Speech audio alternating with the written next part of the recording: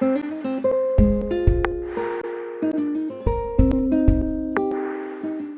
rentrée n'était pas du tout tracée de la sorte. Je ne pensais pas que j'allais me retrouver avec tant d'émissions cette année.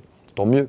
Mais on est aux antipodes. C'est vrai que sur un magazine comme 50 Minutes Inside que je fais depuis 5 ans, c'est assez droit finalement. C'est quelques lancements avec Sandrine Quétier où il faut instaurer un ton, mais le boulot il est fait derrière par la rédaction. Et quand nous-mêmes nous participons aux interviews de la rédaction. La nouveauté cette année, pour moi, c'était 2 exercices qui sont assez proches. C'était le matin sur Europe 1. Et ensuite, quand Lou arrive après mon interview sur Europe 1, où j'ai un entretien avec des gens de la culture, des lettres, et parfois très atypiques, refaire presque comme un débutant, mais 8-10 minutes tous les matins en face à face, et puis avoir le stress de ne pas rater la bonne question, être à la hauteur de la rédaction qui est à l'écoute, c'était pour moi aussi un petit risque, ouais, mais excitant. Et le soir, c'est un exercice presque d'acteur, entre guillemets, mais où il ne faut pas jouer, c'est pas mon métier. Avec Nicolas Canteloup, on est dans un faux journal de 20 heures où on fait l'actualité avec le vitriol de Nicolas qu'on connaît. C'était mes nouveautés cette année. Et ça a été très très risqué parce que c'est un exercice difficile. Faire rire, c'est un métier, c'est pas le mien. Et être sur Europe alors que peut-être pour le plus grand public, ils avaient oublié que j'étais journaliste mais que je venais de l'animation pure et dure, c'était aussi un risque de revenir dans une rédaction aussi blindée.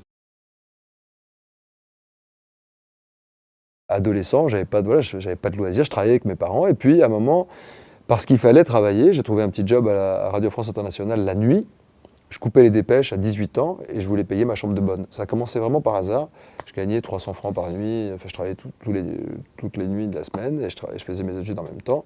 Et de fil en aiguille, un peu aussi par orgueil, parce qu'un type m'avait dit « Mais toi, t'es pas journaliste, casse-toi », j'ai voulu devenir journaliste petit à petit.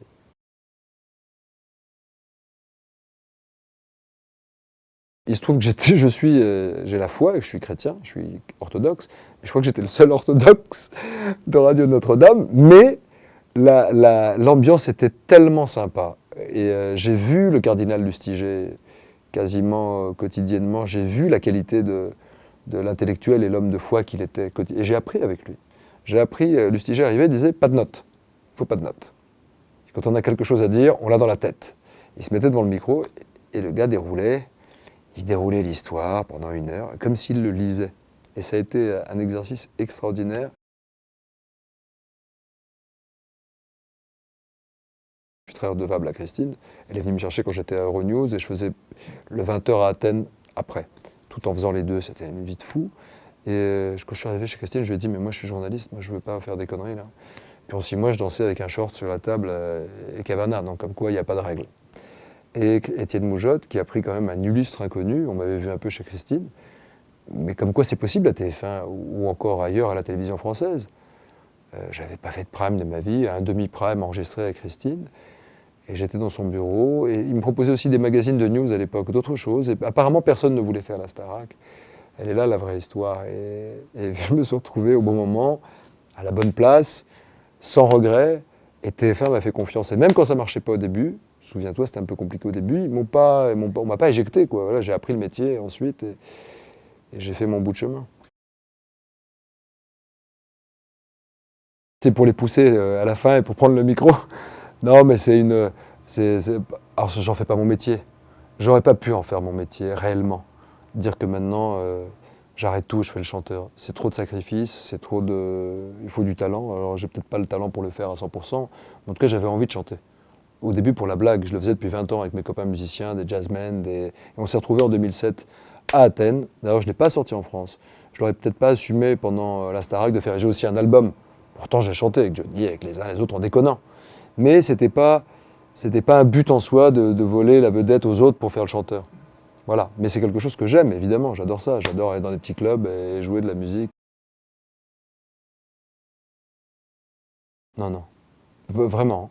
On espérait faire plus de 5 millions, être à 6 pour la première, par curiosité. Et encore, on n'en parlait pas parce qu'on avait peur de mettre la chkoumoun et l'œil sur le truc. On disait, bon, moi, on n'était pas amateur, mais on a été pro, mais pas trop non plus. On a gardé une innocence. Si on savait qu'on allait faire 9 millions, on aurait été initié, on aurait été peut-être plus tendu. On l'a fait un peu, voilà, d'une manière décontractée, avec beaucoup de taf. Les ingrédients sont nouveaux, la lecture est nouvelle. La télévision change tous les 6 mois, c'est plus la même. Mettez la Starac aujourd'hui, on ne peut pas la regarder. parce qu'elle correspond à des canons, à des réalias et à une perception du public qui n'existe plus. Ce qu'on a appris, en tous les cas, ce qu'on a découvert et qu'on ne savait pas, c'est qu'il y a une génération qui, dans sa voix, ce sont des gamins de 18 ans, 18, 20 ans, possèdent une maturité, comme s'ils avaient vécu des choses, mais invraisemblables, et on ne sait pas d'où ça vient, quoi.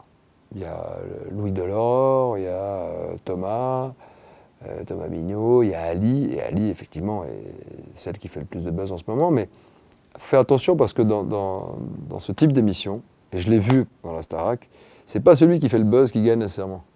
On ne sait jamais. Le public peut changer, on ne sait pas ce qui peut se passer jusqu'au bout. Et c'est ça qui est intéressant. Rien de plus, si ce n'est qu'à chaque fois que je fais quelque chose, juste être à ma place. Et que ça sonne pas faux. Que ça sonne pas je suis là parce que j'ai tout fait pour y être.